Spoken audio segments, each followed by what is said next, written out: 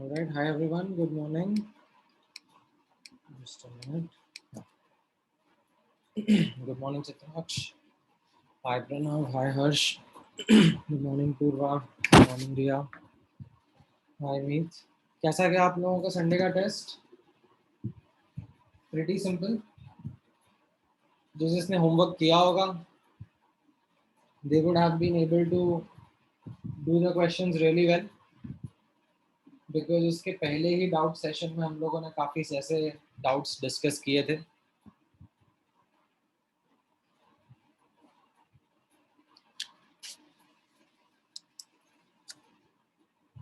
Score आ गया ना आप लोगों के पास में अभी? Like you have received your score for the test.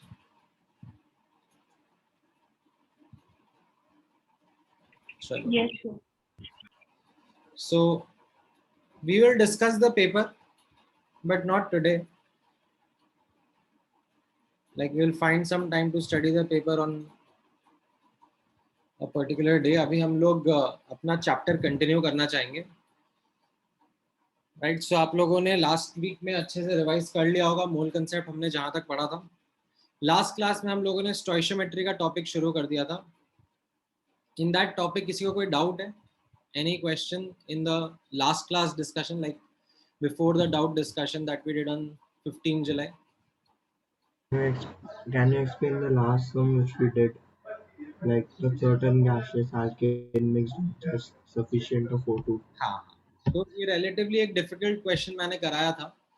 Something which is much difficult as compared to the basic questions that you would have seen before. ठीक है. हम लोग बैलेंसिंग ऑफ रिएक्शन कर रहे थे एंड उसमें मैंने आप लोगों को ये वेरिएबल्स के टर्म्स में बैलेंसिंग करने सिखाया था. राइट.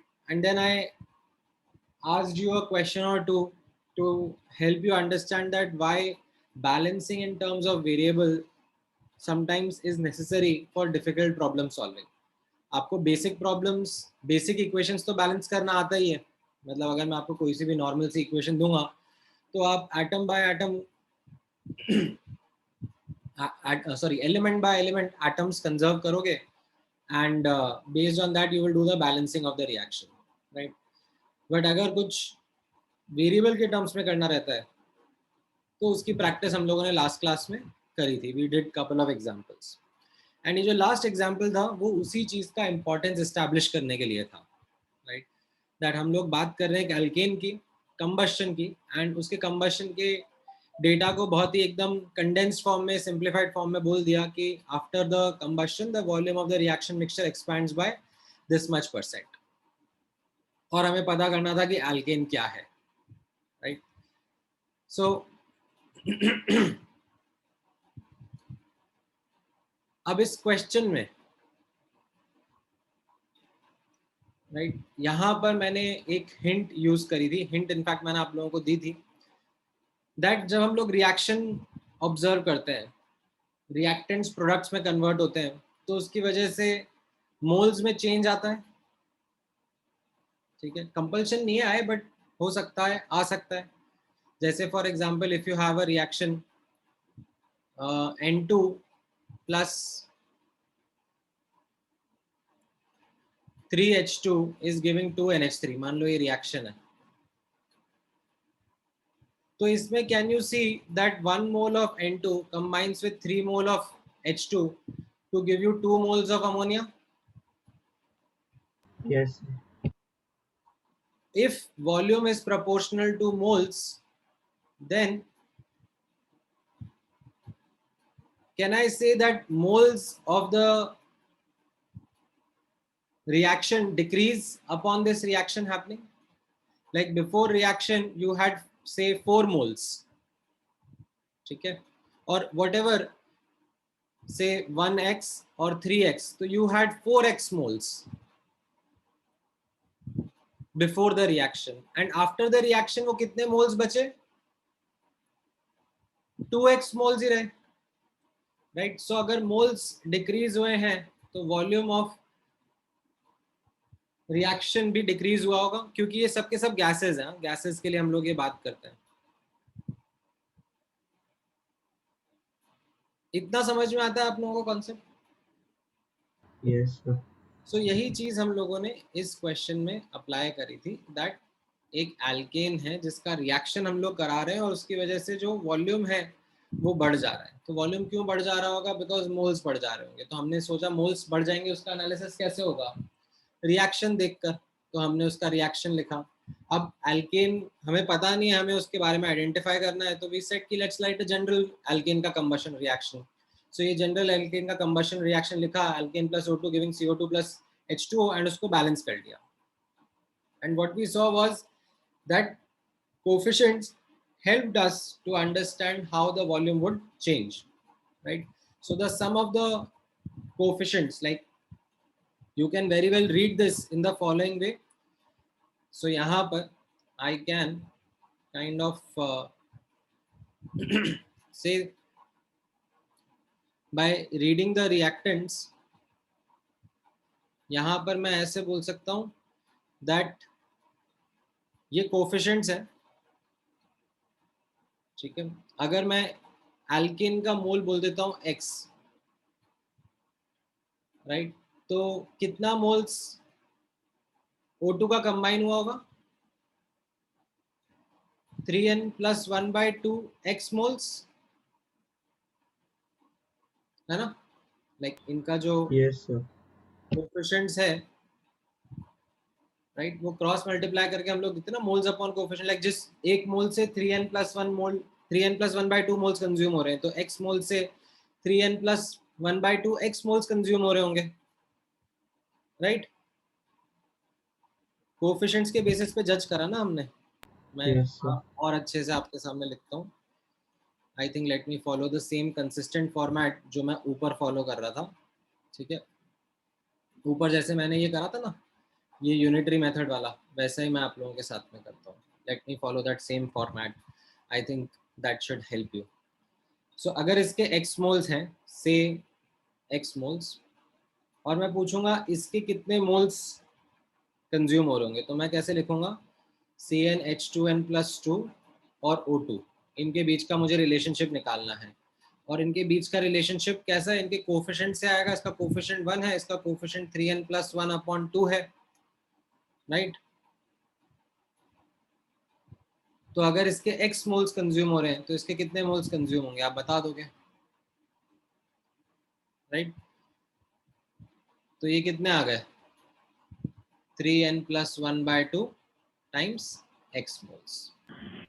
सर कोएफिशिएंट मतलब एकदम सिंपलेस्ट रिएक्शन ना, मतलब कि मल्टीपल्स वगैरह नहीं है ना? नहीं नहीं, बिल्कुल कुछ भी हो सकता है ना। मतलब मैंने ऐसे थोड़ा ना बोला कि N2 + 3H2 गिविंग 2NH3, तो इसका मतलब होगा कि 1 मोल और 3 मोल ही 2 मोल प्रोड्यूस करेंगे। It could be 0.5 moles combining with 1.5 moles to produce 1 mole of ammonia। ऐसा क्यों नहीं हो सकता? नहीं सर, एज इन कोएफिशिएंट तो हमेशा 1 3 2 ही लेना है ना?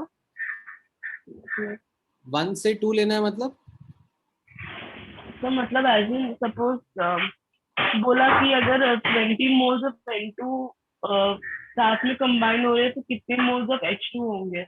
तो हाँ, N2 का कोएफिशिएंट हमेशा 1 ही लेना है ना, और H2 का 3, एज इन वो पूछ रहे हैं। नहीं नहीं, ऐसा कोई कंपल्शन नहीं है। मतलब जैसे for example let's take another reaction in which हमने ऊपर डिस्कस किया था, से something in this way.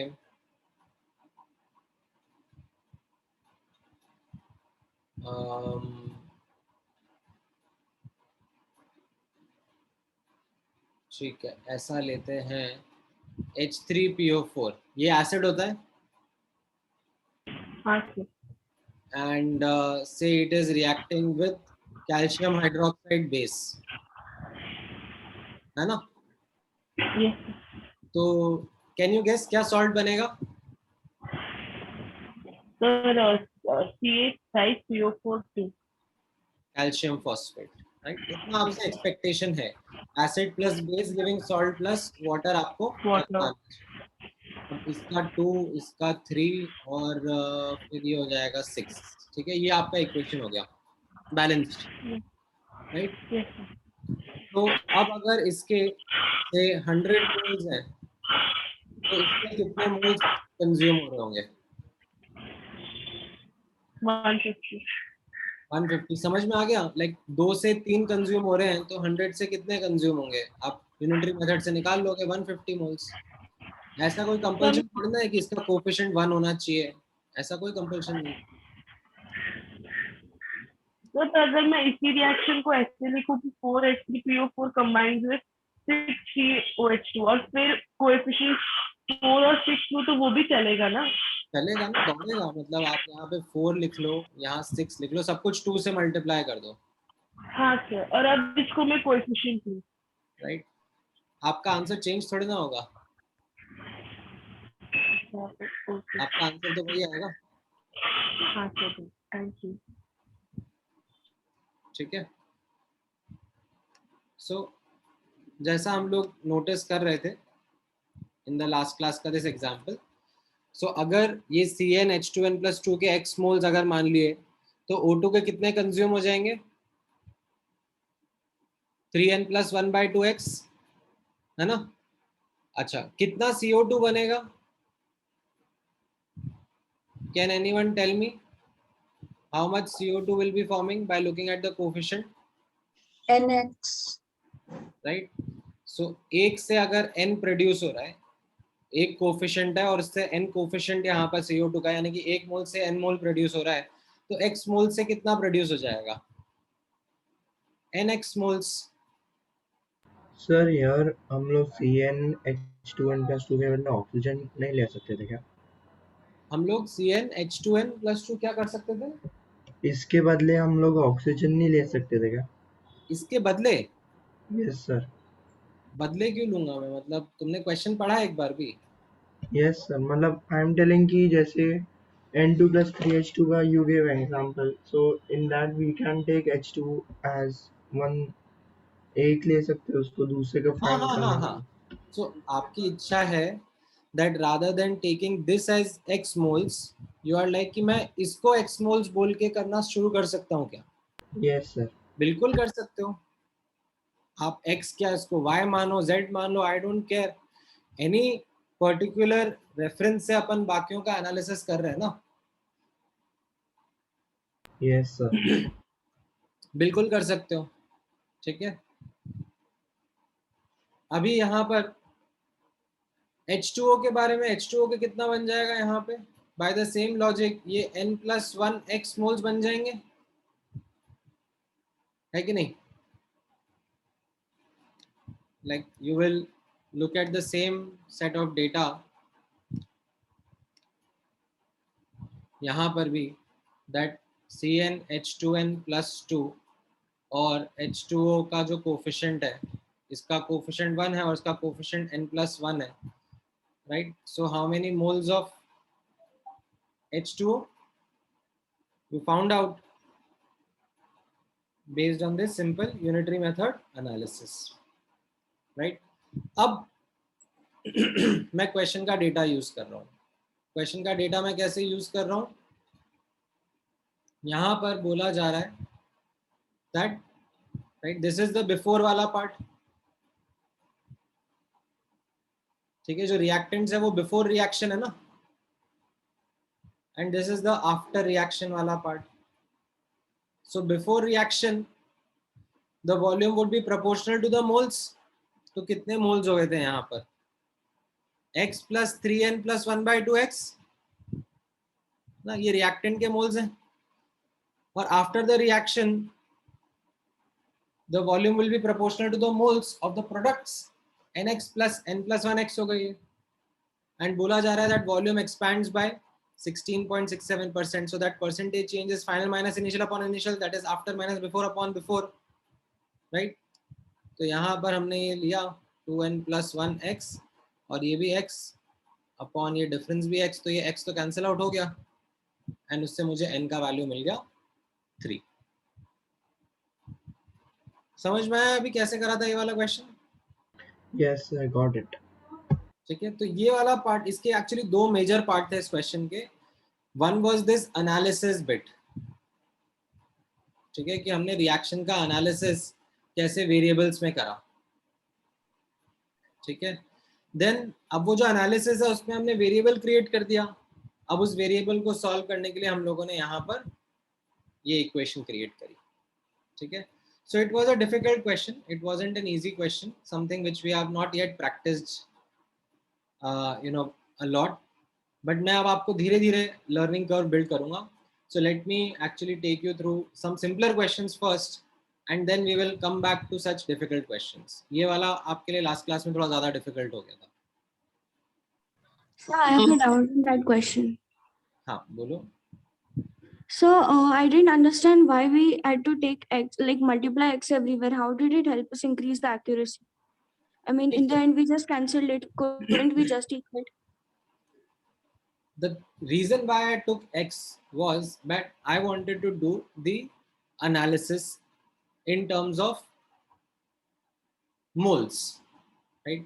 Up, it is not necessary that the coefficient are always equal to the moles that are given or asked. Coefficients are proportional to moles.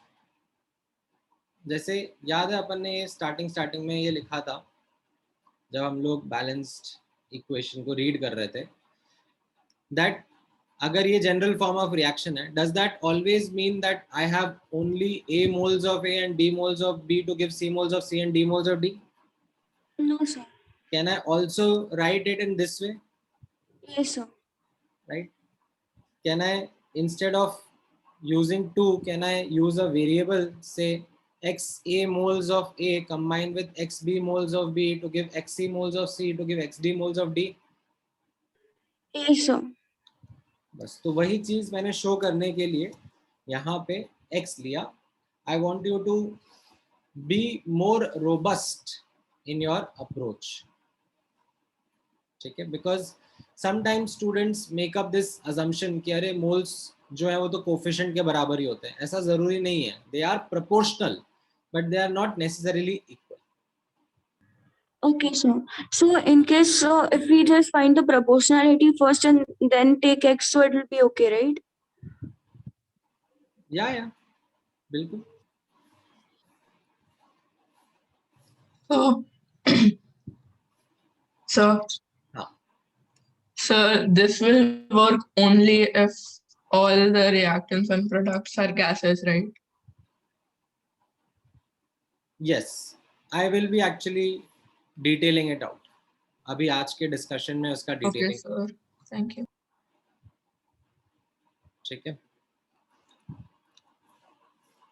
Alright, सो यहाँ पर अब आप notice करना.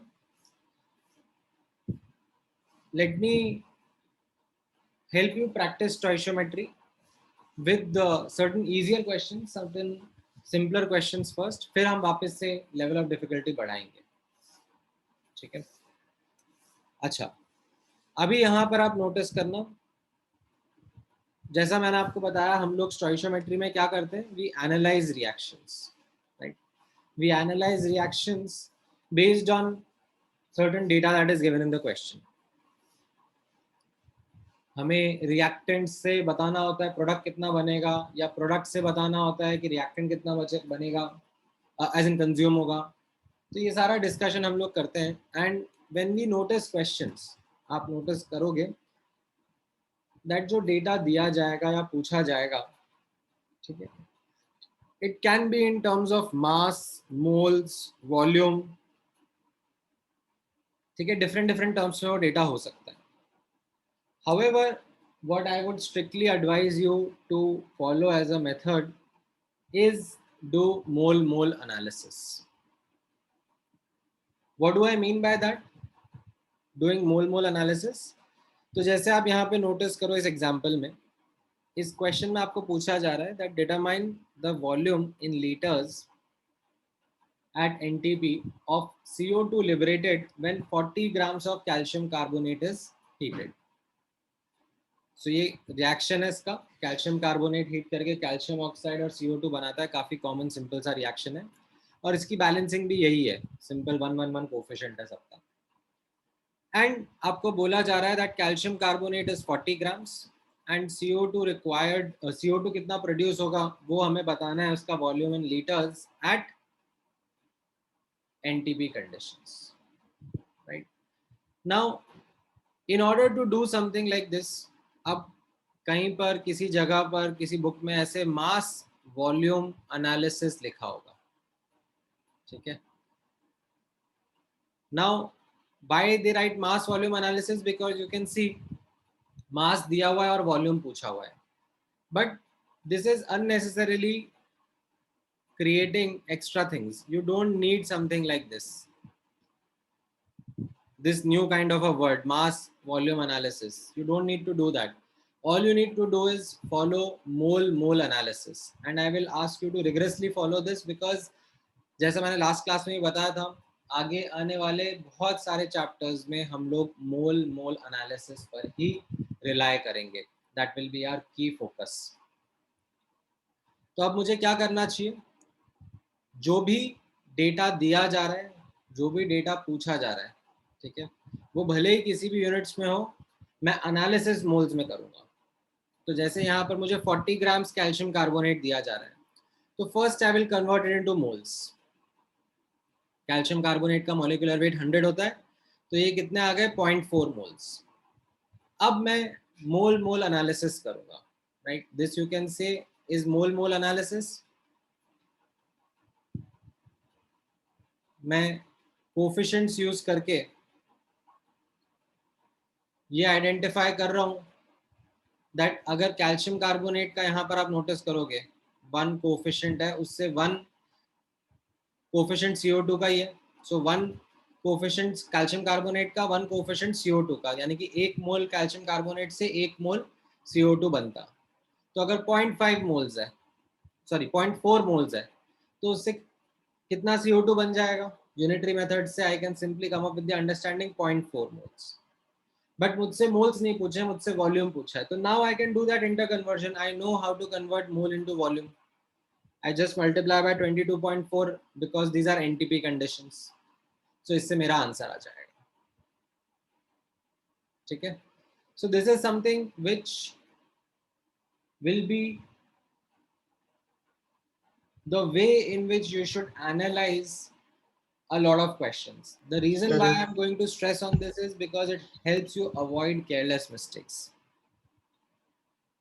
ठीक है. Sir, if NTP conditions are not given, so we had to substitute the value of R in हाँ, फिर वो PV equals PV nRT. equal to nRT use करना पड़ता. Okay, sir. ठीक है. अगर आपको ये समझ में आया है, ठीक है. अच्छा, आप लोग पैरेलल में नोट्स लिख रहे हो कि नहीं लिख पा रहे हो? Yes sir. ठीक है. अगर Yes. सिर्फ रफ में क्वेश्चन प्रैक्टिस करते रहना, मतलब ऐसा नहीं है कि अगर, so I am not giving you the opportunity to say write the entire thing in a neat handwriting. ठीक है, मैं थोड़ा सा रिलेटिवली फास्टर मैनर में जा रहा हूँ. बट अगर कहीं पे लग रहा है आपको कि सर हम अटक गए हैं, तो मुझे बोल देना, मैं पॉज ले लूंगा. ठीक है. But you must write down things as we are progressing. Mole concept में जब तक पेन नहीं चलाओगे, खुद से प्रैक्टिस नहीं करोगे, आपका प्रॉब्लम सॉल्विंग का एप्टीट्यूड डेवलप नहीं होगा. ठीक है. तो ये वाला क्वेश्चन लिख लिया, लाइक ऊपर वाला स्टेटमेंट एंड ये क्वेश्चन लिख लो. और जिन्होंने लिख लिया है वो फिर ये अगला वाला क्वेश्चन भी ट्राई कर लो.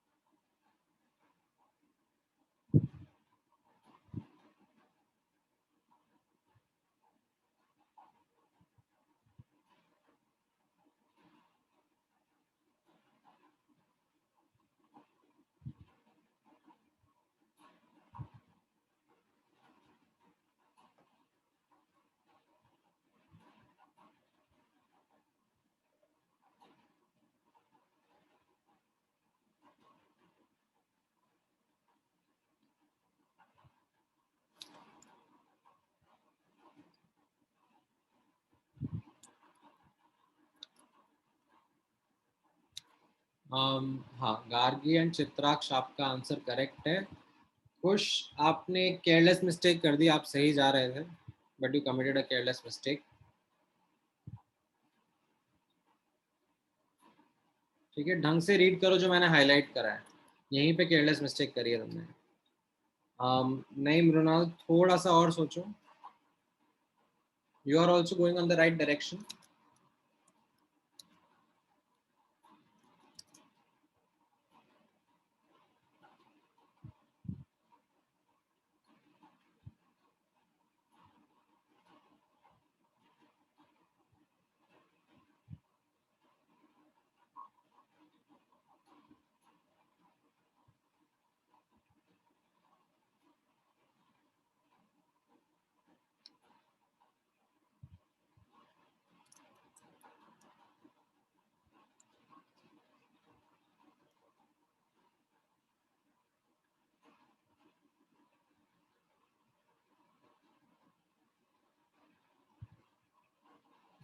नहीं दिव्या, नहीं मुर्तजा, नहीं मृणाल.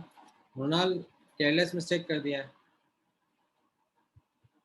नहीं आर्यन.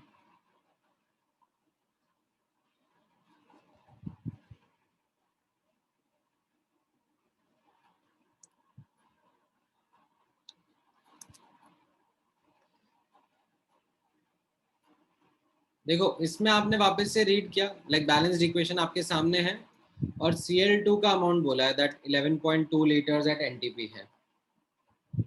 ठीक है, और पूछा जा रहा है MnO2 के बारे में, बट नोटिस करना it is not the MnO2 का mass that they are asking. They are asking about the mass of the sample जहां से MnO2 आ रहा होगा. ठीक है, तो जिसका 43.5 आ रहा है, आप नोटिस करो उस सैंपल का मास पूछा जा रहा है जिससे 43.5 ग्राम MnO2 मिले.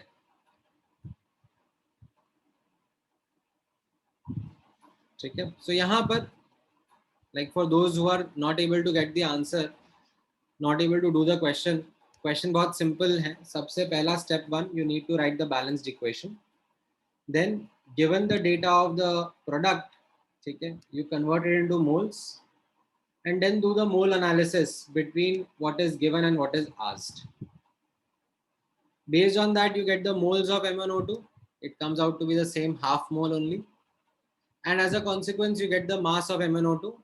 By using the atomic mass of manganese, you come up with the molecular weight and come up with the mass of MnO2, that is 43.5 gram. But this is not the answer. ठीक है, this is not actually the answer. ये नहीं पूछा जा रहा है आपसे. आपसे पूछा जो क्वेश्चन जा रहा है वो जा रहा है what is the mass of 90% pure MnO2 sample that is required to do this. So there is some sample and उस sample के अंदर MnO2 है. ठीक है, यहाँ पे आप रीड करोगे तो आपको समझ में आएगा that there is some sample and उस sample के अंदर MnO2 है. ठीक है, एंड इसका मास पूछा जा रहा है. This is what is being asked in the question. अभी समझ में आया?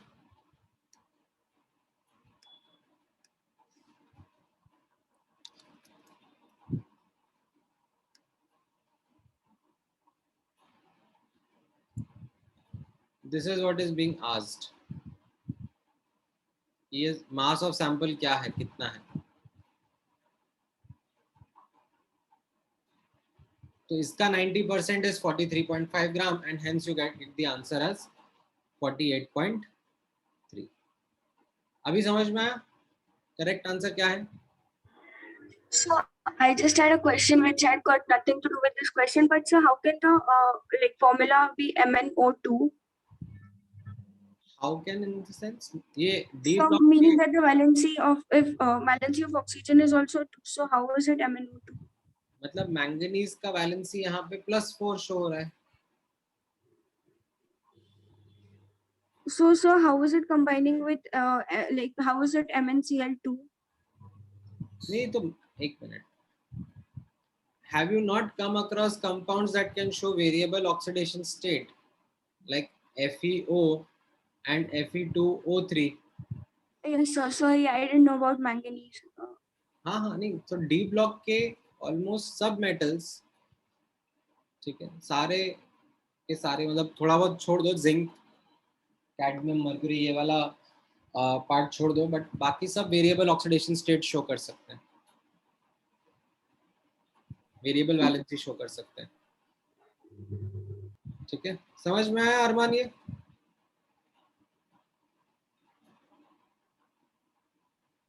कैसे करना था? किसी और को डाउट है कुछ इसमें?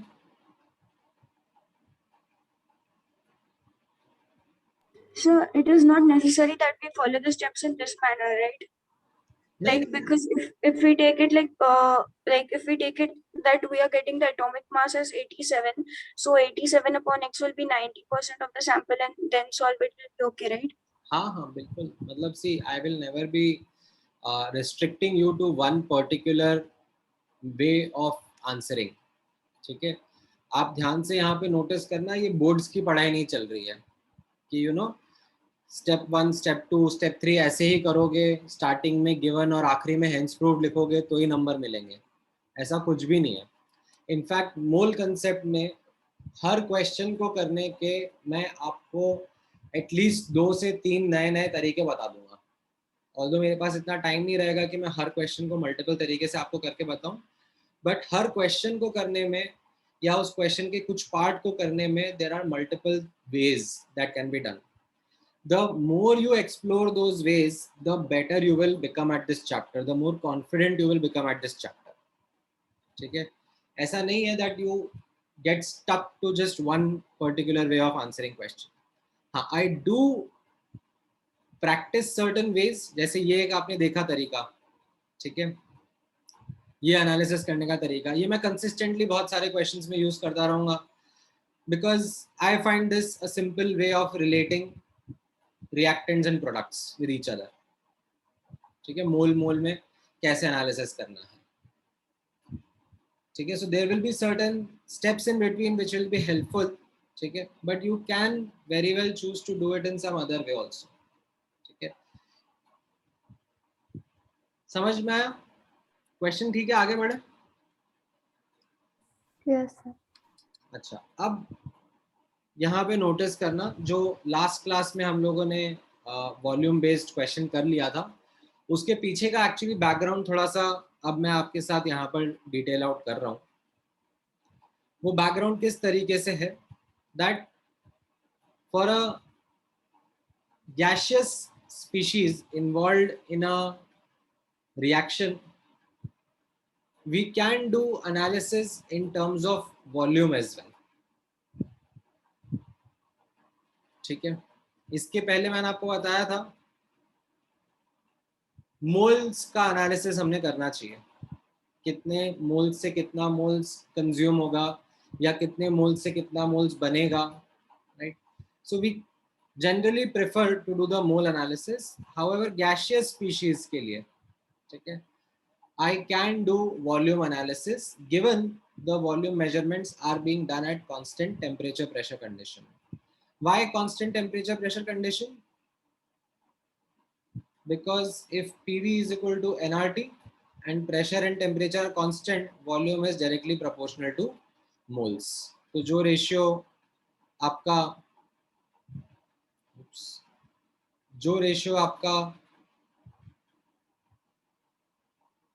मोल्स का रहेगा, वही रेशियो आपका वॉल्यूम का भी रहेगा।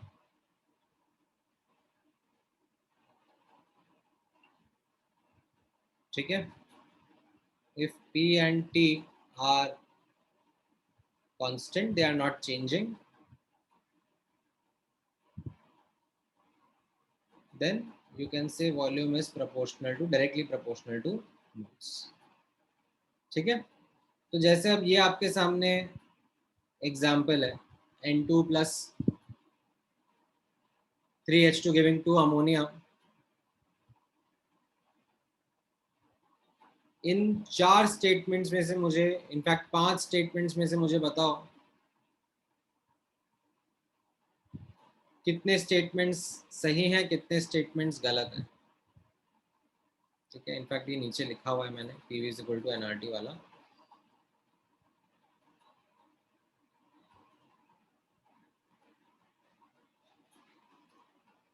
What about the first statement?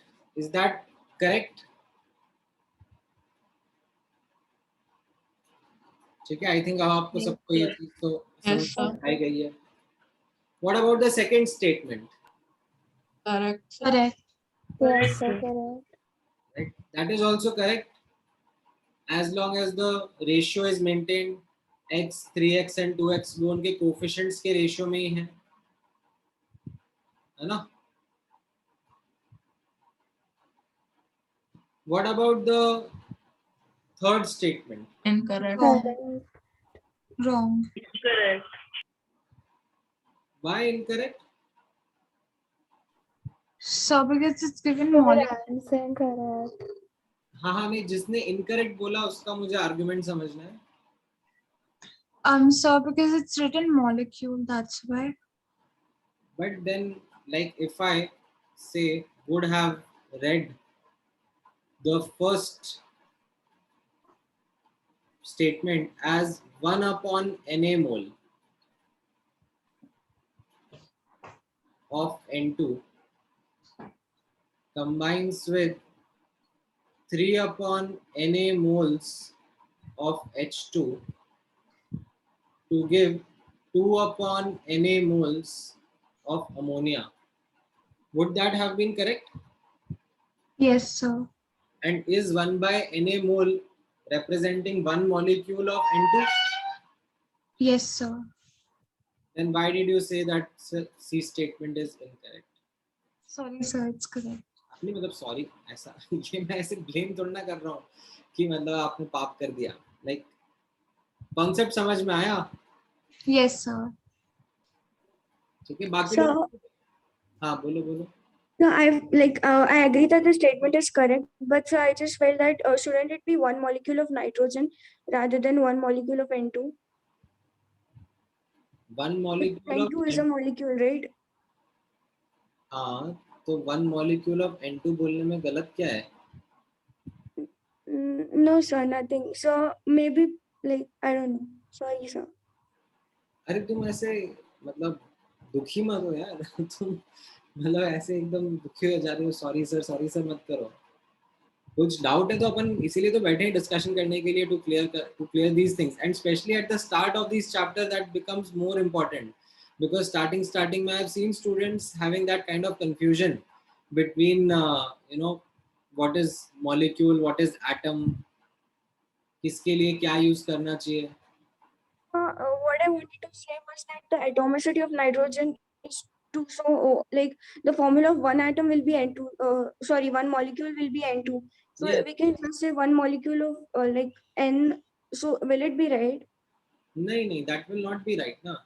This does not make any sense. One molecule of N. That does not So make any can't we sense. assume that this formula will be N2 because we are referring to a molecule? We are referring to molecule. N2 is a molecule, H2 is a molecule, ammonia is a molecule, right? You think यहाँ पर मैं ammonia के लिए फिर क्या बोलूँगा? What will I say about ammonia? So ammonia is a compound. We'll call it like as it is. N2 is also a compound. ठीक है, N2 को भी आप compound की तरह ही treat करोगे. It is a compound made by 2 atoms of nitrogen. ठीक है, एक जनरल अंडरस्टैंडिंग आपकी ऐसी है कि compound is something that is made by different elements, right? Yes, sir. So it's okay. अब अच्छा चलो मैं आपका डाउट क्लियर करता हूँ. Let me actually to clarify your doubt. If I let's say write the reaction Mg plus O2 is giving MgO. ठीक है, और ये बैलेंस्ड इक्वेशन है. How should I read this properly? तो यहाँ पे आप नोटिस करना, I will read this in the following way that 2 atoms of magnesium, ठीक है, व्हाई? बिकॉज ये एटम के फॉर्म में एग्जिस्ट कर रहा है ना. Yes, sir. Combine with 1 molecule of O2. ठीक है, 1 molecule of, I will write oxygen gas. ठीक है, और O2. I will not write oxygen, just oxygen नहीं लिखूंगा मैं. To give 1 molecule of magnesium oxide. समझ में आया? Yes, sir. कैसे रीड So करना in रहता है case उसको? over there you have written oxygen gas, if we wanted to substitute it by formula, we'd write O2 and not just O, right? हाँ, Okay, sir.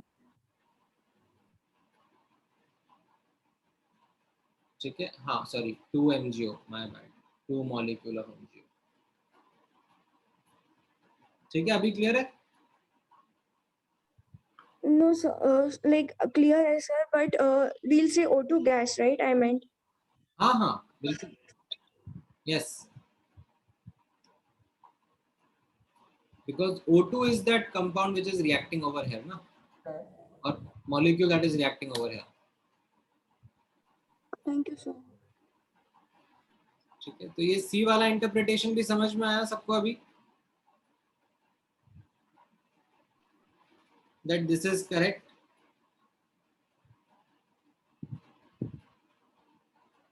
And so would it be correct to say 2 atoms of nitrogen combine with 2 atoms of hydrogen to give 2 molecules of yes, 2 molecules of NH3? नहीं, it will not be appropriate, because then I would be, if I, ठीक है, तुमने अच्छा point out करा है. In fact, let me actually introduce this over here. I think it's a good debate.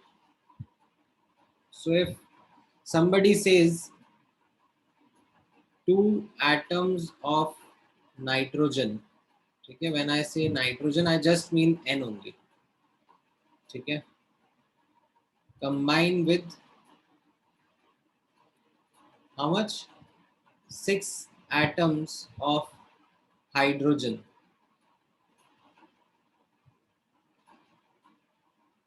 To give 2 molecules of ammonia, right? I would not put this as a correct representation of the above equation. क्यों? Because इसका interpretation कैसा हो गया? Then I will read this in the following way: 2n plus 6n, or sorry, 6h gives me 2 ammonia. That is how I will read this. Yes, sir. So it gives me an impression that I somehow get nitrogen atoms from somewhere, I somehow get hydrogen atoms from somewhere, and then make them combine. But that is not how the reaction actually happens. When I refer to this Haber's process, my input is nitrogen gas and hydrogen gas. I don't get atoms from somewhere. Okay, sir. Thank you. Okay? But sir, here why can't we say, like, when it's 2 atoms of nitrogen, we write it as 2n. So it's understood that when there are 2 atoms, it will be a molecule only, right? So N2. How is it understood? How is it understood? It is not understood. There is a bias in your mind because you know that 2n means N2, right? Yes, sir. But what about if I write 2C plus say 2H2 giving C2H4? Why don't I write C2 plus 2H2 giving 2H4? Why don't I do this? Got it. It doesn't make sense because carbon is not existing as C2 molecule. Yeah, got it. Sir, does this have anything to do with the bonding between the atoms? Of course, yes. It has to do, because when we are writing reactions, we are writing them on paper so as to be able to understand them clearly. Okay? Such that if I write it on paper, you understand that what are the reactants and what are the products, right? If kalko, if I write this 2x plus 3y gives x2 y3, so what will be your understanding? You will be understanding that there is some element x which has or exists in form of atoms.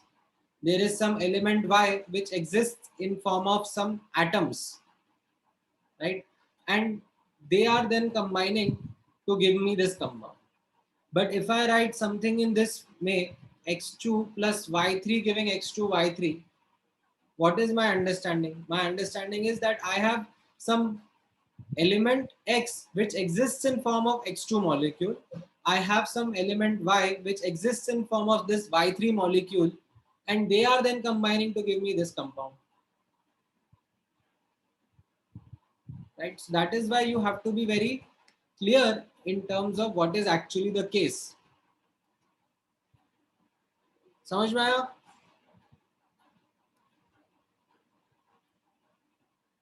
अच्छा, what about D option and E option? D is wrong. D is incorrect. D E is is definitely incorrect. Wrong. ये हम लोगों ने last class में पढ़ा था that we don't read this in terms of mass. The coefficients are not read in terms of mass. It is not 1 gram, 3 gram giving 2 gram. And what about the last option? Correct. Yes, sir. Correct. Correct. This is what we are focused right now. This is our topic at discussion. That अगर gases हैं, ठीक है, यहाँ पर आप notice करोगे for gases, you do write PV is equal to nRT, and if pressure and temperature are constant, volume is directly proportional to moles, right? तो जिस रेशियो में, ठीक है, यहाँ पर 1:3:2 इस रेशियो में इनके कोफिशिएंट्स प्रेजेंट है, उस रेशियो में their volumes can be written. V liters of N2 will combine with 3V liters of H2 to give 2V liters of ammonia. ठीक है, ये समझ में आया सबको? अच्छे से लिखो फटाफट. Sir, if in the last statement there was no at constant temperature pressure condition, then what would we say? Is it correct or wrong? So in general, जो भी हम लोग एनालिसिस करेंगे उसमें टेम्परेचर प्रेशर कंडीशन सेम ही रहने वाली है, ठीक है. अगर क्वेश्चन में लिख के आ जाता है तो बहुत अच्छी बात है.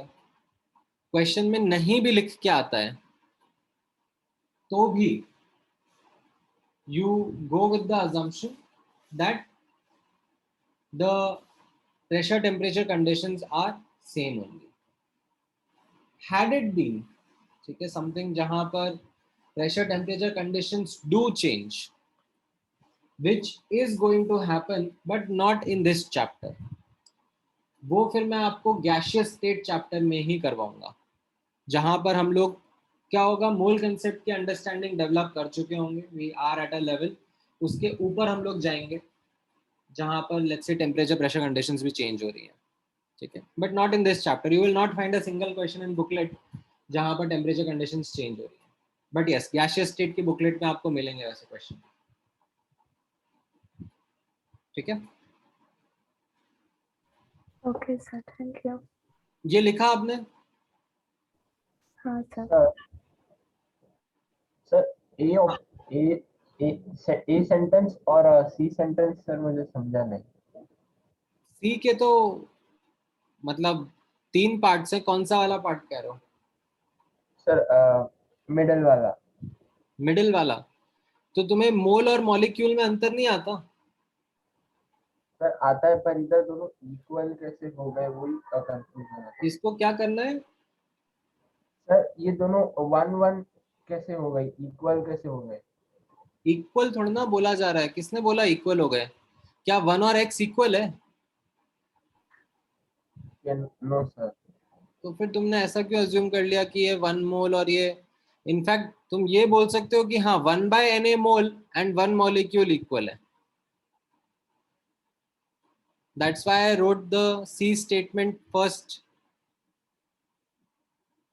in this way and then in this way. ये दोनों इक्वल है, 1/Na mole is equal to 1 molecule of N2। अभी समझ में आया? Okay, yes, sir.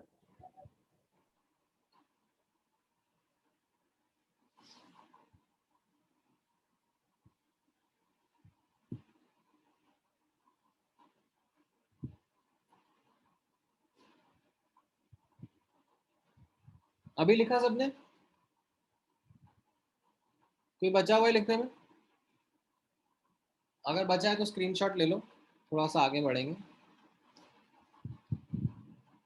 Sir, हाँ, is this property only valid for when all the reactants and the products are gases, or if वही अभी हम डिस्कस कर रहे हैं। सो यहाँ पर आप नोटिस करना, this above discussion is only valid for gaseous species. ठीक है, so for example let's say you have this reaction and notice करना इसमें I have highlighted that A, B and C are gaseous but D is solid। ठीक है, if that is the case then how would you go ahead and read? ठीक है, वो आप मुझे आप इन 3 स्टेटमेंट्स में से बताओ कौन सा स्टेटमेंट करेक्ट होगा, कौन सा स्टेटमेंट गलत होगा।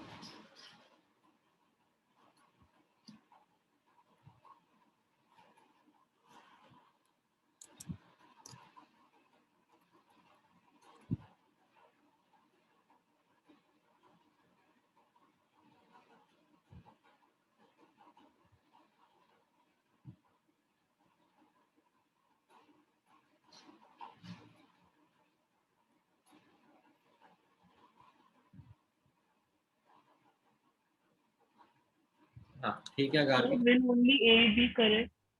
हाँ,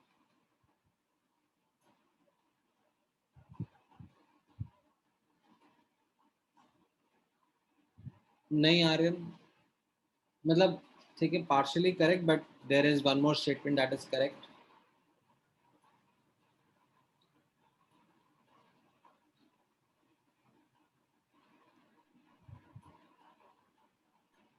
हाँ ठीक है आर्यन,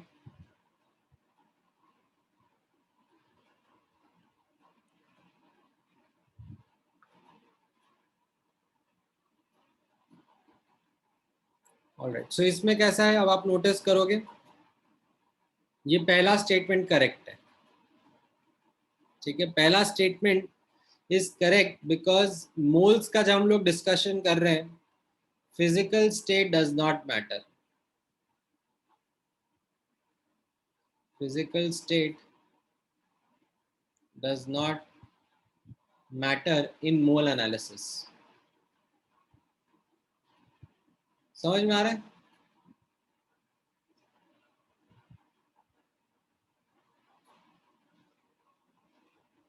आई डोंट केयर गैस है, सॉलिड है, लिक्विड है। ठीक है, कोफिशिएंट्स के हिसाब से हम लोग बता सकते हैं कितने मोल्स कंज्यूम हो रहे होंगे, कितने मोल्स प्रोड्यूस हो रहे होंगे। ठीक है, however when I'm doing volume analysis the physical state would matter। ठीक है, तो यहाँ पर ये जो पार्ट था, this is what made the second statement incorrect। I can write A moles of A combines with B moles of B to give C moles of C, or sorry, A ml of A combined with B ml of B to give C ml of C, but I can't write that for D because D is solid। ठीक है, ये वाला part यहाँ पे गड़बड़ हो गया। ठीक है, वो जो प्रोपोर्शनैलिटी थी वो तो सिर्फ गैसेस के लिए वैलिड थी, गैसेस के इक्वेशन के लिए PV is equal to nRT। ठीक है, and that is why the third statement is correct. यहाँ पर A B C तीनों गैसेस हैं और कांस्टेंट कंडीशन है टेम्परेचर प्रेशर कंडीशन की, तो उस पर हम लोग उनके जो वॉल्यूम है वो उनके मोल्स के प्रोपोर्शनल बोल सकते हैं। समझ में आया ये? Is this clear with everyone now? Yes, sir. ठीक है, तो यहाँ पर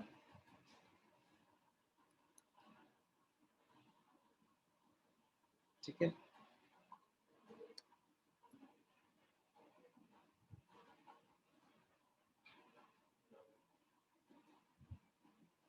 हाँ, क्या पूछ रहे हो Purva? At constant temperature conditions will the second statement be still invalid? या मतलब even at constant temperature pressure condition, the problem is that D is solid. ठीक है, यहाँ पर D is not a gas, तो इस पर हमारा analysis fail हो गया ना. The analysis works only for gaseous species, like volume and volume are proportional to moles only for gaseous phase. ठीक है. So for V to be proportional to N, both the conditions should exist, no? Gaseous state and constant temperature pressure. Yes. ठीक है. नहीं रहते. There is nothing like total volume का conservation. सिर्फ mass का conservation होता है. There is nothing like volume conservation. ठीक है.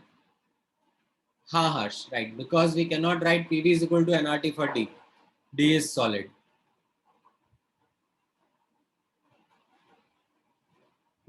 ठीक है, जैसे मैं आपसे एक एग्जांपल करवाता हूँ. ठीक है, अपन एक एग्जांपल लिखते हैं यहाँ पर. ये ऊपर वाला पार्ट लिख लिया आप लोगों ने? अगर नहीं लिखा है तो इसको लिख लो. मैं एक एग्जांपल साथ में लिखवा रहा हूँ. और the example is something in this way. What volume in liters of O2 is required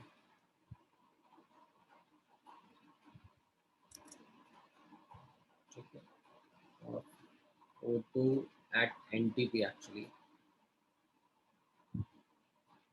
is required for complete combustion of propane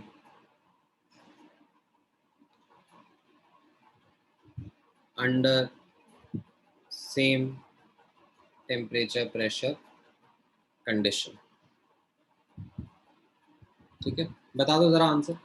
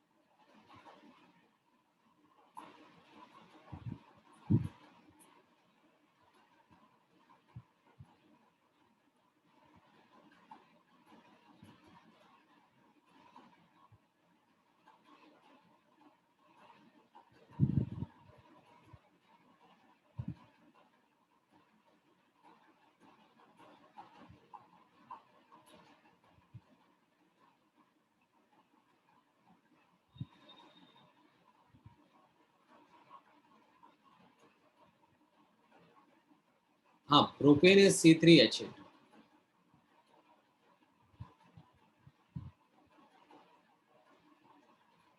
हाँ रिया, it would have been wrong.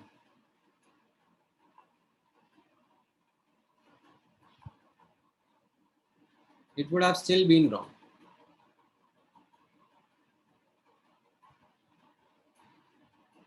ठीक है, नहीं आ रहे. सॉरी, नहीं राजवीर, नॉट करेक्ट. अच्छा, ओ सॉरी, मैंने एक second यहाँ पे प्रोपेन का तो डेटा दिया ही नहीं. For complete combustion of 20 litres of propane. ठीक है, my bad. Combustion of 20 litres of propane. आपने अज्यूम ही कर लिया कि अपने मन से दैट कुछ अमाउंट है प्रोपेन का. I am giving you some amount. ठीक है, 20 लीटर्स है.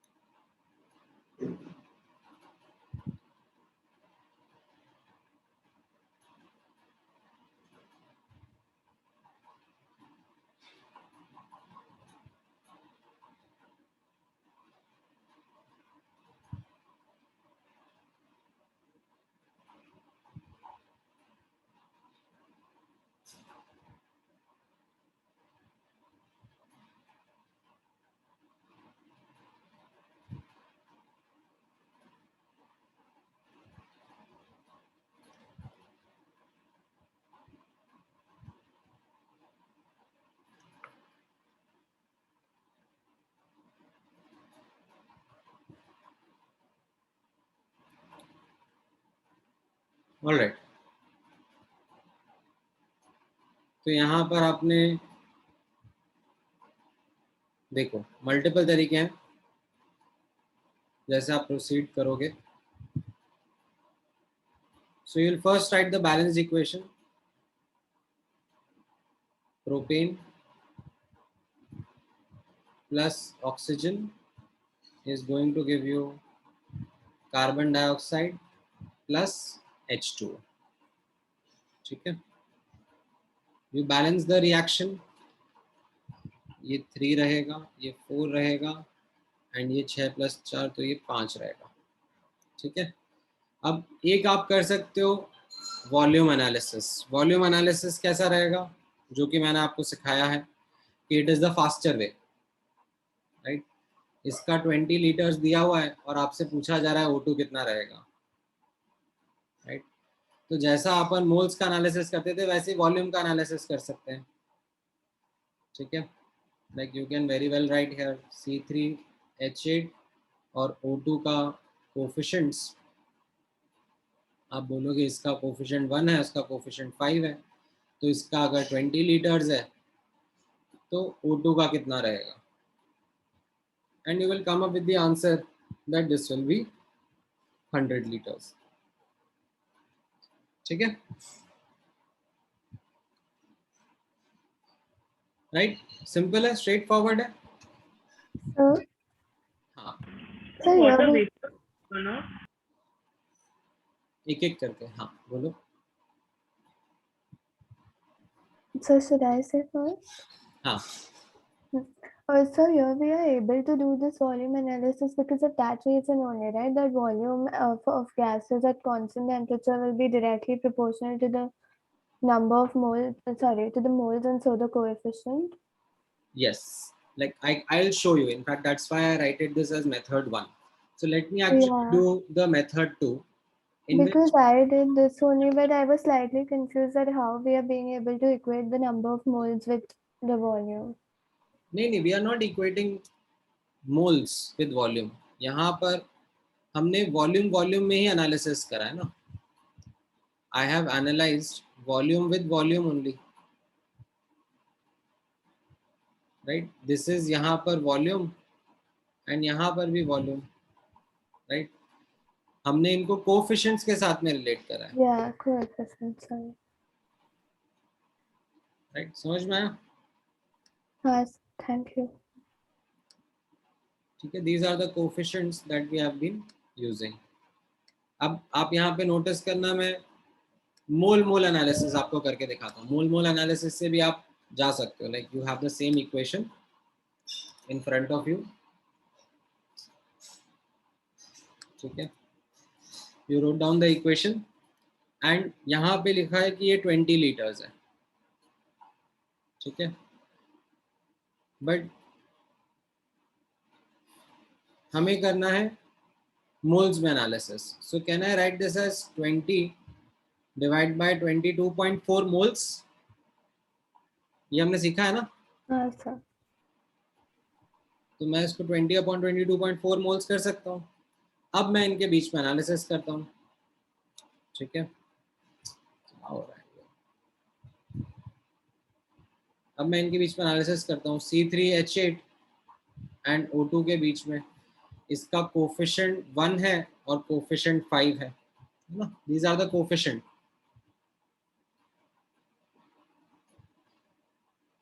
Now the moles are going to be proportional to them. So I will write the moles. कितना मोल्स है इसका, 20/22.4, एंड उससे मुझे इसके मोल्स पता पड़ जाएंगे. राइट. सो यहाँ से I get the moles of O2 is how much? 5 times 20/22.4 है कि नहीं? हाँ sir. Now what about the volume? Volume at NTP is moles into 22.4 है कि नहीं? तो हम लोग यहाँ पे लिख सकते हैं 5 into 20/22.4 into 22.4 तो ये कैंसिल आउट हो गया and we came up with the answer again that is 100 litres. ठीक है, तो मेरा एनालिसिस मोल्स में हुआ, उसके बाद मैंने मोल्स को वॉल्यूम में कन्वर्ट कर लिया and I got the answer. Sir, but what is the use of going through all this जब हम हाँ. directly कर सकते थे? That is what I want to establish, no, that for gases this is faster. ठीक है, you should rather follow the volume analysis because it will make your life a bit easier. Sir, in the question it is not given. Okay, sorry, sir. I got it. I saw NTP. I do constant conditions. ठीक है, अब इसी question में let's say I would have asked you यही question, but what is the volume of H2O at NTP is produced from complete combustion of 20 liters of propane? What would have been your answer?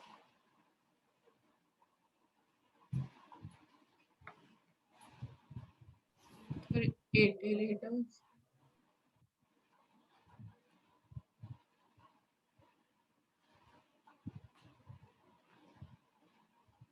नहीं आ रहे, wrong answer. नहीं ध्रुव, नहीं वार्तिक, नहीं मृणाल, नहीं खुश, सबका गलत आंसर है.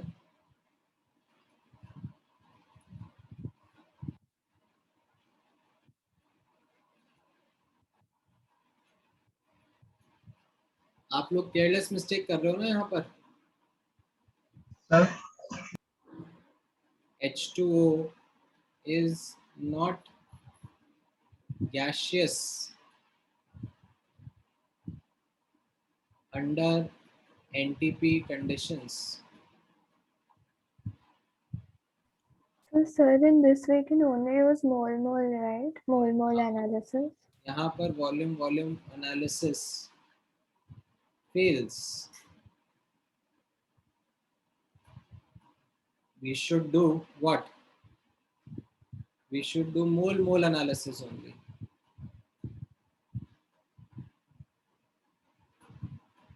Can you do that? And now let me know. ठीक है, इसमें मैं आपको एक हेल्प दे देता हूँ. Assume density of water to be 1 gram per ml. ठीक है, ऑल्दो आपको पता ही है ये, बट अगर नहीं भी पता है तो भी मैं आपको दे देता हूँ. That density of water is 1 gram per ml. अब बता पाओगे?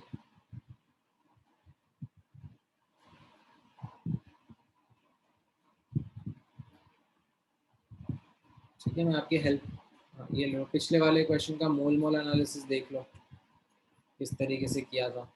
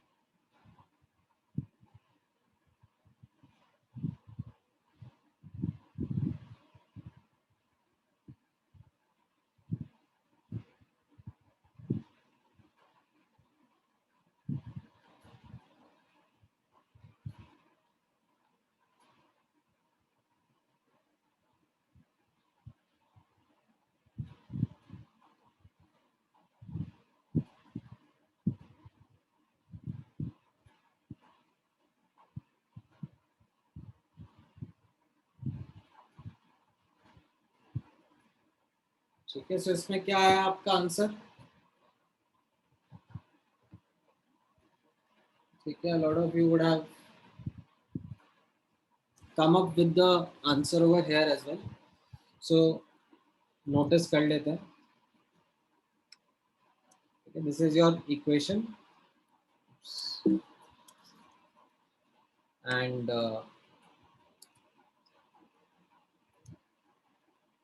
यहाँ पर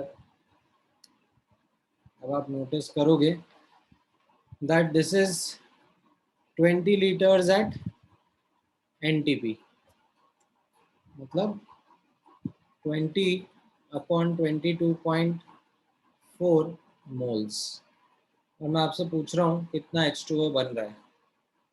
ठीक है, तो अपन यहाँ पर एनालिसिस कर लेते हैं. C3H8 और H2O. C3H8 का कोफिशिएंट है 1 और H2O का कोफिशिएंट है 4, right. So based upon the moles 20 by 22.4, how many moles of H2O will be forming, ये आपको मिल जाएगा, right. Moles of H2O formed will be 80 upon 22.4. ठीक है, बट आपसे जो पूछा जा रहा है वो पूछा जा रहा है वॉल्यूम बताना है, तो कोई दिक्कत नहीं है, हम लोग इससे मास ऑफ H2O निकाल लेंगे. मोल्स ऑफ H2O से मास ऑफ H2O निकाला जा सकता है ना. क्या करना पड़ेगा? into 18. into 18. Multiply by the molecular weight, तो ये ग्राम्स में आएगा. ठीक है, अगेन यूनिट्स इंपॉर्टेंट है. And since density of H2O is 1 gram per ml, can you get the volume of H2O? Right, it will be mass upon density, and when you will calculate, this comes out to be, if you like simplify it or take a calci and calculate 80 into 18 upon 22.4, right, ये आपका आ जाता है 64.28 ml. ठीक है,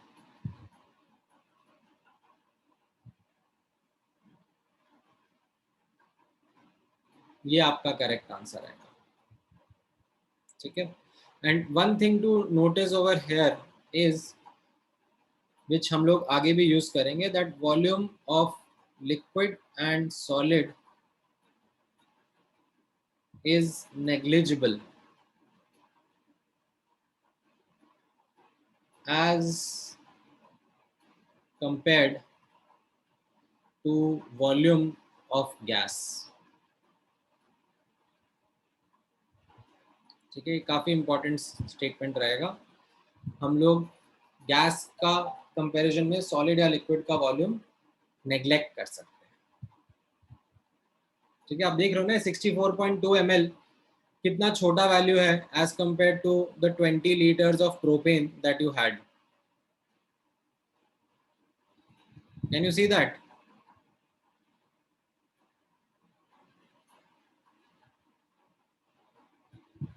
Sir, can you repeat what you said? क्या कितना छोटा value है? द वॉल्यूम ऑफ लिक्विड्स और सॉलिड्स, यहाँ पर ये लिक्विड है ना H2O, Yes, sir. इसका volume as compare to the gases का volume that are there in the reaction. जैसे यहाँ पर अगर मैं गैसेस की बात करूँ तो ये 20 लीटर्स होगा, ये 100 लीटर्स होगा, Yes, ये sir. 30 लीटर्स होगा, राइट, कोफिशिएंट के हिसाब से हाँ. 153, तो 20, 100 एंड 60, सॉरी ये 60 लीटर होगा. तो ये सब इतने हाई वॉल्यूम्स है, और उसके कंपैरिजन में आपने देखा ये H2O का वॉल्यूम कैसा आया लिक्विड का, लाइक mls में. You can neglect it in calculations. You should be able to neglect it easily. So, हाँ, so why is it wrong at the point where we got moles of H2O formed? Why is it wrong to multiply it by 22.4? because it is not a gas. So, but it is at NTP, right? अरे Using that flowchart, can't we just? आप वो flow chart याद करो ना, कहाँ गया वो flow chart? So it was for gases, right? हाँ, Okay, so got it. Flow chart में अपन ने लिखा था ना वहाँ स्ट्रिक्टली, मतलब इनफैक्ट मैंने उसके बाद में वो क्वेश्चन भी कराया था जिसमें I had done the same thing with water, ये वाला, कि इसमें 27 ग्राम आंसर दिया था। आप लोग नोट्स का रिवीजन नहीं कर रहे हो। Sorry, sir. और गैसेस, मतलब see it is going to be a problem for you if you don't revise the notes and sit in the class, because I will be under this assumption कि पुराना जो पढ़ा है वो तो revise करके आ रहे हैं बच्चे, ठीक है। If you just rely on your intelligence, you know हम लोग हर बार ऐसे फ्रेश नई क्लास में बैठ रहे हैं और पुराना याद नहीं है तो भी हमें चीजें करेक्ट हो जाएंगी, then you are in for a surprise, ठीक है। If you are not revising and sitting in the class, आप लोगों को दिक्कत आएगी ही आएगी। Sir, instead of revising each and every formula, can we just solve many problems so each and every formula gets revised? तो आप yes of course, मतलब you have to do both, मतलब how is it a substitute, you have to revise and based upon those revisions you are then prepared to solve questions। जब मैं आपको homework देता हूँ तो आप लोग बिना रिवाइज करे होमवर्क करना शुरू कर देते हो क्या? मतलब I in fact find that surprising if you are doing that. मैंने अगर आपको आज पढ़ाया और वो पढ़ाने के बाद में आप रिवाइज करे बिना होमवर्क अटेम्प्ट कर रहे हो, देन तो you are reducing your efficiency.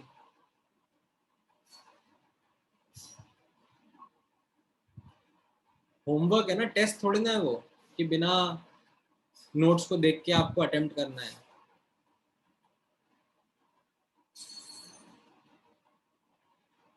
अपने ये बेसिक्स पहले सॉर्ट आउट करो, क्लियर करो, तभी फिर आगे गाड़ी बढ़ेगी।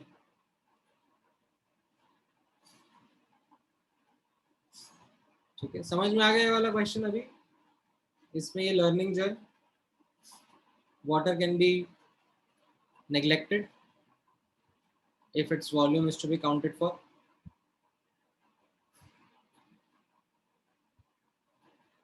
अच्छा ठीक है, तो एक चैलेंजिंग क्वेश्चन, एक थोड़ा सा डिफिकल्ट क्वेश्चन आप लोगों को मैं दे देता हूँ, ठीक है, which is actually based upon something that we did in the last class।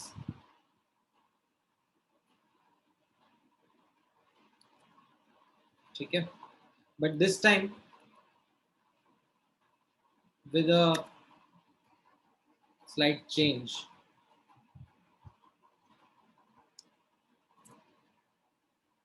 ठीक है, और मैंने हिंट भी दे दिया है, ठीक है, तो चलो हिंट मैं अभी छुपा रहा हूँ।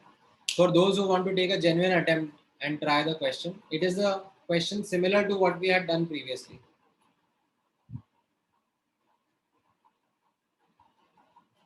ठीक है,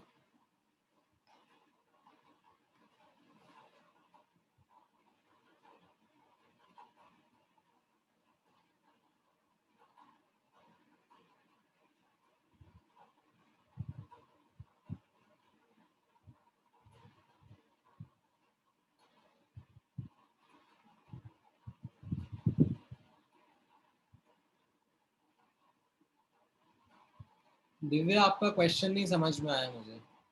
व्हाट इज योर क्वेश्चन?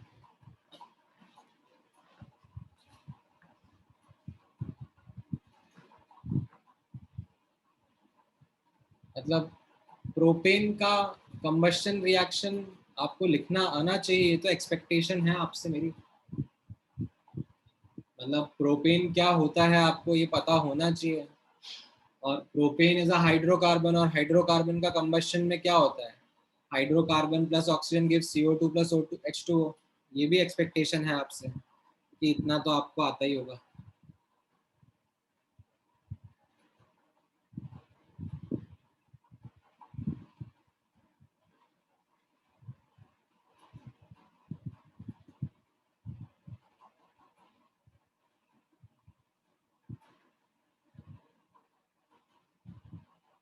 ठीक है, करो ये वाला क्वेश्चन, ट्राई करो।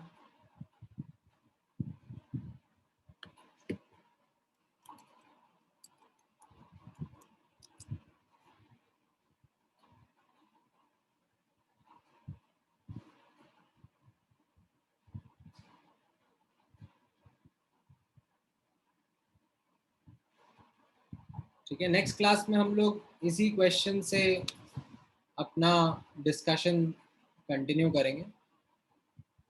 ठीक है, it's a challenging question for you. ठीक है, ट्राई करो, कोई दिक्कत नहीं है। अपना कल ही क्लास है ना, we have a class tomorrow itself, right? मैं एक बार टाइम टेबल देखता हूँ। हाँ, कल ही है। ठीक है, तो आज जो मैंने कराया है उसका रिवीजन करना। ठीक है, and then tomorrow will start from this question itself. नहीं Gargi, not correct answer. Now, what's the answer of this question? Answer तो आप लोग निकालो, ट्राई करो, फिर डिस्कस करते हैं। Okay. और you want me to tell you the answer first? No.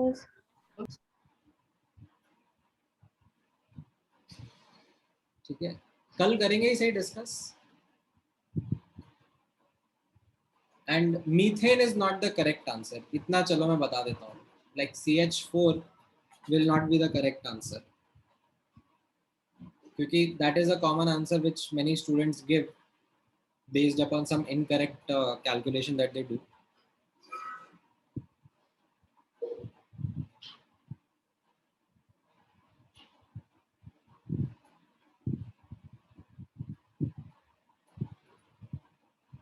So हाँ, also I had a doubt in one question of the small concept of the get equipped to advanced part. So should I ask you that in the doubt session or when?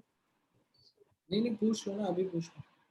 Also, जो sixth question है उसमें the like video solution which you had provided us with, उसमें you had like told us that the answer is 32 by NA, but I got it as 16 by NA and the answer behind is also given as 16 by NA, and this similar question was there in the test also, so I'm just slightly confused with it.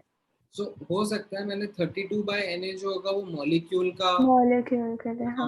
Molecular Yes, होगा। sir. हाँ, वो 32 by Na। तो sir, just 1 minute.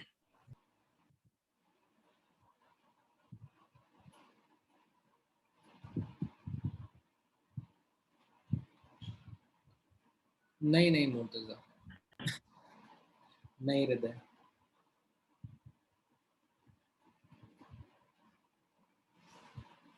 ठीक है, notice करना इस question में जो मैंने चीजें हाईलाइट करी हैं, that is going to be of help. ठीक है, आप लोग करो, फिर अपन नेक्स्ट क्लास में डिस्कस करते हैं, यहीं से डिस्कस करेंगे। हाँ. ठीक है, और कोई question, any other doubt? Sir, हाँ, so I just wanted to ask you something from the last class. Can you go to the Saturday's lecture? हाँ, सैटरडे को तो डाउट डिस्कशन था। हाँ सर, सर एक अब नीचे जाओगे, एक नाइट्राइड वाला क्वेश्चन था मेरे को। दूसरा वाला question, sir can you go down? I will. Yes sir, ये ऊपर 2/3 जो था। ये वाला? नो नो सर, हाँ अभी। या ये यू वाला? Have to go down. ये can you go down? 30th number question में ना? नहीं सर, आपको नीचे जाना पड़ेगा। ये वाला? सर एक मेरे को क्वेश्चन नंबर दो। ये वाला या फिर ये वाला?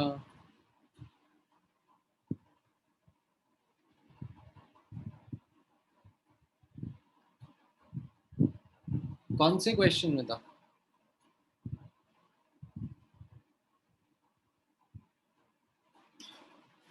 Just 1 minute.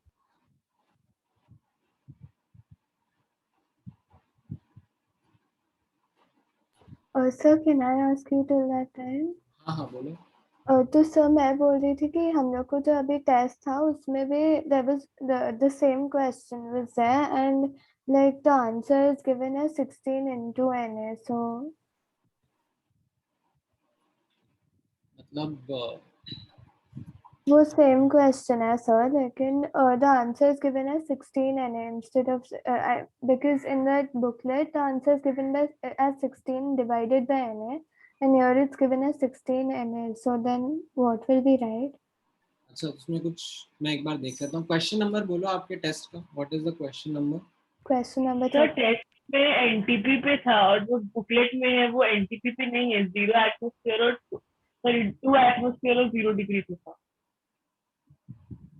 डिफरेंट क्वेश्चन है. हाँ, तो मुझे क्वेश्चन नंबर तो बताओ कौन सा था. Sir, question 30. 30 में क्या पूछा है? The weight of one atom is, answer B option दिया हुआ है ना, 32/Na. Yes sir, sorry. हाँ, और उसमें बोला जा रहा है एनटीपी कंडीशंस हैं. 2 atm नहीं है प्रेशर, 1 atm ही है. तो 350 divided by 22400 raised to the power of -1 into 164 आ जाता है मॉलिक्यूलर वेट. तो एटॉमिक वेट 32 होगा. बी ऑप्शन सही तो है. हाँ सर, मेरे को लगा कि सेम क्वेश्चन है. अच्छा, तुमने जल्दबाजी में उसमें 2 atm को 1 atm से करके. कोई नहीं. सर का 28 क्वेश्चन जो आपने सॉल्व किया. 28 यहाँ पर ये वाला. हाँ सर, इसकी मेथड 2 में. हाँ सर ये आपने डिवाइड बाय 14 क्यों किया है? n2 था ना, मतलब n3 n2 था, तो 28 डिवाइड बाय 28 होना चाहिए ना. नहीं, मैंने यहाँ पर जो कैलकुलेशन करी है वो n के लिए करी है, नाइट्रोजन के लिए. मैंने ये माना कि मास ऑफ नाइट्रोजन इज 28. मतलब अगर आप n2 के लिए भी करते तो भी आंसर सेम ही आता ना. मतलब if you would have done that mass of n2 is 28 grams, तो moles of n2 कितने आएंगे? 1, राइट. तो molecules of n2 आ जाएंगे, बट atoms of Na तो सेम, तो उसे मल्टीप्लाई करना ही पड़ेगा ना. molecular formula was n3 n2, so I thought he divided by same 20. ही चीज रहेगी, वो आंसर अलग नहीं आएगा दोनों से. ठीक है, क्योंकि आपने रेशियो एटम्स का लिया है, इसमें उसको कन्वर्ट करना पड़ेगा ना. हाँ. Thank you. So even I have a doubt in get equal to means, the 15th one. मतलब पिछले डिस्कशन में No sir, आपने डिस्कस नहीं किया था ये. मुझे एक्चुअली उसके कैलकुलेशन पार्ट में डाउट है, तो इसलिए मैंने पूछा नहीं था. गेट इक्वल टू मींस का 15. हाँ ठीक है गार्गी, तुम्हारा answer very good.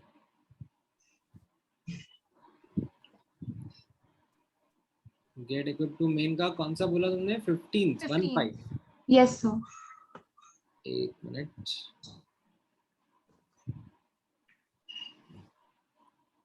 A sample contains 200 atoms of this. तो उसमें I'll tell you the गड़बड़ that you are doing ना, वो जो नाइट्रोजन का लिखा है ना, that is gram atom. मतलब No sir, I got that part. मुझे वो भी समझा, पर मुझे इसका कैलकुलेशन पार्ट नहीं आ रहा है. लाइक वो आता है 200 plus 0.05 Na plus 10 raised to power of -20 Na. तो वो कैलकुलेट कैसे करेंगे? तो उन बाकियों को नेग्लेक्ट कर दिया. जो पहला है और लास्ट वाला है, they are so small as compared to the middle one that just the middle one is reported as the value. क्योंकि क्वेश्चन में भी यही लिखा है ना, what is the approximate total number of atoms. Yes sir. So 200 as compared to something 10 की power 22, तो वो तो negligible ही है ना. Yes sir. अच्छा. तो उन्होंने बस मतलब फर्स्ट और थर्ड को नेग्लेक्ट ही कर दिया और सीधे सीधा आंसर दे दिया.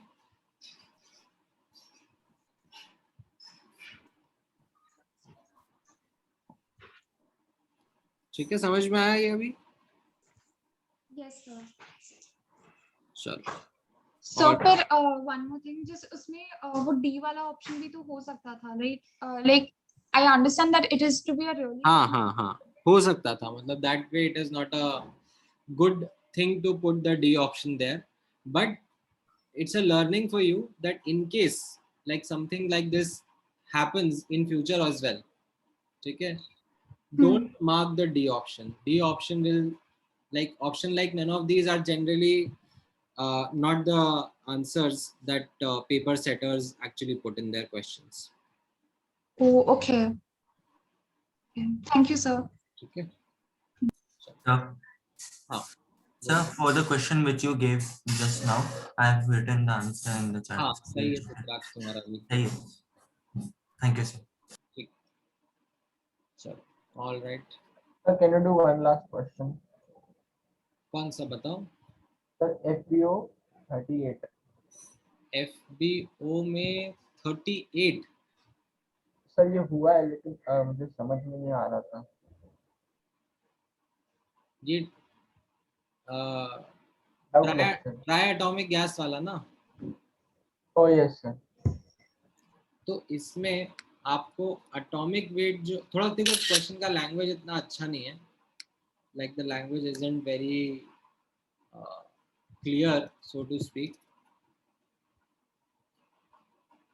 ठीक है, what it is trying to say is that एक ट्राई एटॉमिक गैस है, ठीक है, से ओजोन, और उसके एक एटम का वेट ए है, तो इसका मॉलिक्यूलर वेट कितना हो जाएगा? 3 है.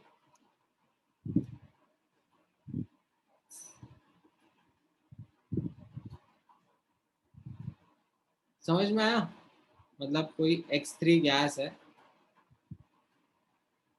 ओजोन मत बोलो, X3 गैस बोल लो, उसके एक एटम का वेट बोला जा रहा है ए है, atomic weight is given as A, तो मॉलिक्यूलर वेट 3a हो जाएगा. तो अब मोल्स क्या हो जाएगा? मास अपॉन, ठीक है, moles of X3 will be mass of X3 upon molecular weight of X3 ना, बिकॉज ये गैस जो है वो तो मॉलिक्यूल के फॉर्म में एग्जिस्ट कर रहा है, तो ये W/3a रहेगा. समझ में आया? मैं उससे मॉलिक्यूलर वेट ले रहा था एक. हाँ नहीं वो क्वेश्चन इतना अच्छे से फॉर्मुलेट नहीं किया हुआ है, बट आई थिंक अभी आपको समझ में आ गया होगा.